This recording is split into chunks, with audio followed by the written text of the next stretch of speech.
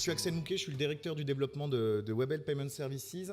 Alors, pourquoi on s'intéresse à ce sujet du B2B, du e-commerce et l'international? Alors, il y a deux mots qu'on connaît assez bien chez nous, c'est le B2B et l'international. Vraiment, notre métier, c'est d'accompagner nos clients dans le développement de leur stratégie paiement et ensuite dans l'opération de leur paiement au quotidien en B2B et à l'international. Aujourd'hui, on fait plus de 80% des volumes de paiement qu'on encaisse sont hors des frontières de France. Donc ça, c'est quelque chose qu'on connaît assez bien, sur lequel on est assez légitime. E-commerce, en revanche, c'est un sujet qui a été assez nouveau. Et en tant qu'entreprise B2B, en tant qu'acteur, c'est quelque chose qui nous a fortement touché ces 3-4 dernières années, où on a dû réadapter nos offres de paiement pour à la fois permettre à nos clients d'encaisser auprès de professionnels en offline, mais aussi maintenant en online. Et donc c'est un sujet qui nous intéresse parce que de commencer à comprendre les tendances, ce qui fonctionne moins, et on a un rôle vraiment d'observateur. Donc aujourd'hui, je ne vais pas dérouler un plan qui marche à tous les coups pour développer son e-commerce international. Je vais plutôt partager avec vous des observations qu'on a faites, à la fois sur des choses qui marchent jamais, ou quasiment jamais, et sur des choses qui marchent plutôt souvent. Voilà, l'idée étant de sortir des clients qu'on a eu la chance d'accompagner dans leur développement e-commerce à l'international pour voir essayer de lister des bonnes pratiques. Alors, tout d'abord, éviter les pièges. Quelles sont les stratégies que nous, on a identifiées et qui fonctionnent assez rarement? La première, c'est le tout international tout de suite. Il y a des clients, il y a des acteurs, dans le B2B comme dans le B2C, qui, au moment où ils veulent cocher la case internationale, ils se disent, tiens, le e-commerce, c'est une plateforme digitale, c'est génial, j'ai juste à traduire en quelques langues, et hop, je peux inonder le monde. Ça, c'est quelque chose qui ne fonctionne pas, jamais. On disperse ses moyens, on ne prend pas le temps de comprendre les spécificités de la demande dans le pays. On parlait de co-design, de co-construction, donc toutes ces étapes ne sont pas possibles si on prend une échelle trop large. Et un des bons exemples, c'est souvent quand on regarde les levées de fonds. Vous voyez des fonds, grosses levées de fonds, en disant on va ouvrir 20 pays cette année, et puis souvent il y a un autre article un an après qui dit on en ferme 5. Et voilà, donc ça c'est vraiment une stratégie qu'on a remarqué qui fonctionne quand même, qui a vraiment plusieurs dangers. Le deuxième, c'est la stratégie du copier-coller. C'est, bon, allez, cette fois-ci, je ne suis pas allé tout à l'international d'un coup. J'ai commencé par un pays, et j'ouvre un autre pays, et je copie-colle. Et ça, pareil, c'est toujours dans cette idée de coller à l'usage, parce que déjà en B2C, les usages des consommateurs sont vraiment très différents d'un pays à l'autre, mais en B2B, on l'a dit tout à l'heure, il y a une vraie complexité de l'organisation de l'économie en fonction des pays, d'aspects culturels, et le copier-coller ne peut pas fonctionner. À titre d'exemple, je parlais avec un très grand e-commerçant B2B qui me disait il n'y a pas longtemps qu'au début, leur stratégie de déploiement international, c'était de prendre des traducteurs pour traduire leurs pages dans de nouvelles langues. Et à un moment donné, ils ont arrêté tout ça pour, à la place, avoir des vraies personnes qui repensent l'UX en fonction des usages dans ces pays-là. Il y a des pays où l'achat B2B, c'est des cycles de décision très longs avec un certain nombre de décisionnaires à mettre dans la boucle. D'autres, c'est des achats plus directs en fonction aussi de la taille des professionnels qui achètent. Troisième stratégie, le tout AdWords. Alors celle-là, c'est presque la plus dangereuse. C'est certaines sociétés qu'on a pu accompagner nous disaient, non mais grâce à l'outil e-commerce, je vais pouvoir accélérer mon développement international et en misant beaucoup sur du marketing digital. Je pense que ça a été très bien dit tout à l'heure sur l'exemple et notamment le mot du phygital qui a été employé plusieurs fois.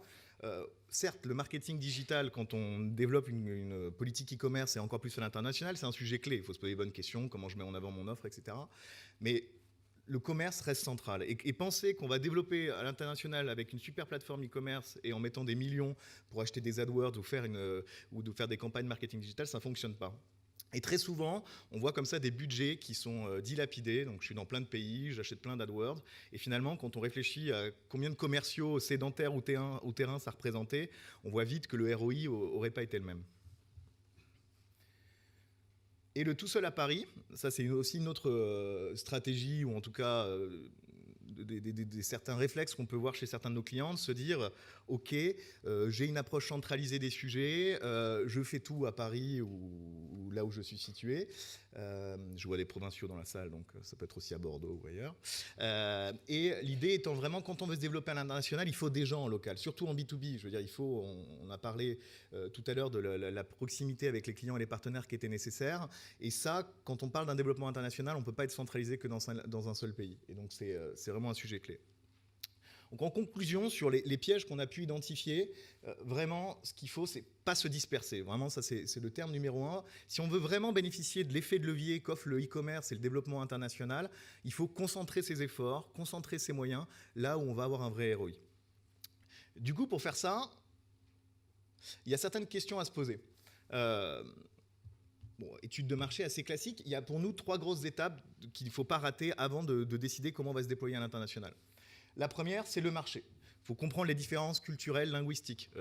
Nous, un sujet par exemple, le paiement qu'on connaît bien, les moyens de paiement sont pas, même si en B2B, notamment en Europe, ça commence à s'homogénéiser, il y a quand même encore des différences. Il y a des différences sur les termes de paiement, sur le respect des délais de paiement. On discutait avec un grand e-commerçant dans la mode, la chaussure en particulier. Alors là, c'était un exemple plus B2C, mais ça parle bien, qui parle de l'exemple des taux de retour. Un Français, le coût d'acquisition d'un Français qui achète des chaussures sur Internet est beaucoup plus cher qu'un Allemand. En revanche, le Français, il retourne que 15% des chaussures qu'il a achetées. Un Allemand, c'est 40%. Et au début, ils ont été surpris quand ils sont rentrés dans tel ou tel pays. Et donc, il y a vraiment le besoin de bien comprendre les différences culturelles, les différences linguistiques. Il y a ensuite la question réglementaire, hein, notamment en B2B. On parlait tout à l'heure de l'agriculture. On pourrait parler plutôt aussi de l'agroalimentaire, où il y a des sujets de traçabilité, des sujets clés quand on veut aller à l'international. Il y a la concurrence, en fonction de comment sont positionnés les concurrents sur ce marché précis, comment je m'adapte. Et bien entendu, l'analyse de la demande. Et nous concernant sur le paiement, le risque client. Je veux dire, quand on va à l'international, on expose son entreprise en risque, parce qu'en B2B, on offre des termes de paiement, donc on fait du crédit client. Et comment on gère ce risque, c'est quelque chose qu'il faut faire évoluer quand on va à l'international. Deuxième sujet, c'est l'offre. Comment je l'adapte en fonction des besoins des clients, de ce qu'on a vu dans l'étude de marché. Comment je positionne mon prix en fonction de mes concurrents. Et quelles conditions de paiement je mets autour de cette offre-là. C'est vraiment des questions clés qu'il faut se poser en amont. Et mon go-to-market, donc vraiment le premier point, c'est l'organisation commerciale. Hein. Qui dit e-commerce ne dit pas à la fin des commerciaux, et c'est presque le point numéro 1. Stratégie marketing, adaptation UX et contenu. Et aussi organisation logistique, parce que qui va à l'international, si on garde son hub dans son pays d'origine, ça peut aussi poser quelques problèmes. Donc une fois qu'on s'est posé ces questions, bon, le premier commentaire et qui a été dit assez bien tout à l'heure, notamment par l'IRECO et France Boisson, c'est que finalement il n'y a pas un marché international, il y a des marchés et il faut vraiment évaluer chacun d'entre eux pour faire sa stratégie de déploiement. L'exemple de la Scandinavie et de la France, un très bon exemple. Je regarde là où j'ai déjà des commerciaux, là où il y a déjà une appétence pour ces canaux-là et j'y vais en priorité. C'est clairement une bonne pratique. Donc maintenant, si on essaye de... Voilà, on a vu les pièges à éviter, on a listé des questions à se poser avant d'aller à l'international. Maintenant, c'est quoi les bonnes pratiques qu'on a pu y observer et qui ont plutôt entraîné à un fonctionnement et une croissance assez forte de ce nouveau canal pour nos clients. La première, c'est que pour envahir l'Europe, il faut commencer par les plages de Normandie. Donc ça, c'est clair, on connaît tout ça. Et donc, il faut avoir un plan de déploiement à l'international qui va step by step, en commençant par le plus près, le plus facile. Bon, la comparaison peut être un peu douteuse, hein, je l'accorde. Mais le message est clair, en tout cas. Il faut y aller étape par étape. On peut être ambitieux dans son développement international. On peut avoir un BP avec un certain nombre de pays qu'on ouvre chaque année. Mais il faut prendre le temps de faire un pays, que ça soit une réussite, d'en tirer des enseignements, de lancer le second. Et ainsi de suite. Le second, on a parlé, aujourd'hui on parle de e-commerce, on en a parlé dans la réunion précédente. Il y a eu un témoignage sur l'utilisation de la marketplace dans le secteur agricole. Nous, on pense que quand on parle d'e-commerce et d'international, la marketplace est une grosse opportunité pour les acteurs B2B comme nous pour adapter l'offre. En effet, quand on va dans un pays, dans un nouveau marché, on a un sujet logistique, on a besoin d'avoir des fournisseurs qui sont près de nos clients, on a besoin d'adapter notre offre, d'adopter notre offre de produits, notre offre de services. Et le fait du coup d'aller en e-commerce, ça ouvre une opportunité, c'est l'utilisation de la marketplace pour adapter cette offre. Je vous donne un exemple, celui des centrales d'achat, qui est un métier vieux comme le monde, où on référence des fournisseurs et on a des adhérents et on les met en relation. Ces centrales d'achat, quand on discute avec elles, elles sont très locales, même si elles sont européennes. Elles ont des fournisseurs dans chaque pays qui adressent la clientèle de chaque pays. Et clairement, c'est quelque chose auquel ils sont confrontés en allant en e-commerce, c'est comment je gère ça. Et la marketplace est devenue pour un certain nombre d'entre eux comme vraiment une grosse opportunité de réussir cette transition. Donc c'est clairement une bonne pratique pour réussir son déploiement à l'international. Je pense aussi à l'exemple j'imagine, de Michelin, sans connaître exactement leur business case. Il y a un sujet qui peut se poser aussi quand on veut se développer, c'est comment on gère des sujets de pièces détachées qui peuvent être très spécifiques à des besoins dans le pays, qui sont liés à une demande très particulière. La marketplace est un bon moyen d'onboarder des vendeurs tiers qui vont permettre de venir offrir ces produits et services. Troisième, et ça c'est notre métier, c'est adopter une stratégie de paiement adaptée. On a été très présent historiquement dans la mode, par exemple, et énormément de marques de mode qui voulaient aller à l'international pour aller conquérir de nouvelles boutiques multimarques pour revendre leurs produits, elles passaient beaucoup avec l'assurance crédit. Sauf que le taux de couverture à l'international des métiers de la mode, c'est 50%. C'est-à-dire qu'il y a 50% des boutiques qui revendent des marques de mode en Europe qui ne sont pas couvertes par une assurance crédit. Donc si on prend une stratégie de paiement un peu simpliste, ceinture et bretelles, ça veut dire qu'on se coupe de 50% du marché.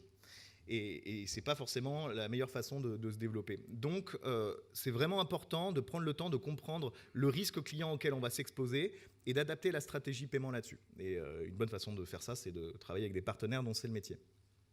Construisez localement et choisissez des partenaires internationaux. Donc, on l'a vu sur le tout seul à Paris. La bonne pratique, à l'inverse, c'est de construire localement. Et on le voit en B2B, ça peut soit se faire par de la croissance organique en montant vraiment des bureaux locaux avec une présence forte, ou alors ça se fait par de la croissance externe. Il y a énormément de distributeurs qui rachètent des concurrents, enfin plutôt des confrères dans de nouveaux pays, parce que ça permet de gagner du temps pour comprendre le marché. Et ça, c'est clair, cette construction locale, en B2B encore plus qu'en B2C, elle est clé pour réussir sa stratégie e-commerce. Et pour terminer, développer une force commerciale adaptée. Enfin, ce qui est très amusant avec Agriconomie tout à l'heure, on a aussi un client proxy qui met en relation des marailleurs, donc des pêcheurs de poissons et des chasseurs d'huîtres, avec des grands palaces, des restaurants, donc sur une cible de clientèle assez proche de celle de France Boisson. Pareil, start-up comme Agriconomie, ils ont commencé avec du marketing digital, un super site. Aujourd'hui, 50% de leurs effectifs, quel que soit le pays, c'est des commerciaux terrains et sédentaires qui vont chercher du client. Et c'est intéressant de voir qu'il y a des groupes traditionnels qui vont sur l'e-commerce en essayant de réinventer le travail de leurs commerçants. Et en même temps, les start-up qui se lancent en disant je vais pleinement utiliser l'outil digital, finalement, assez vite, elles intègrent une vraiment politique de force commerciale terrain dans leur stratégie. Et ça, c'est vraiment clé pour réussir sa stratégie e-commerce. Donc voilà, nous, les enseignements, ce qu'on a vu qui fonctionne chez nos clients, que ce soit des grands groupes ou des startups, qui convergent vers ces modèles en utilisant un ensemble de ces bonnes pratiques.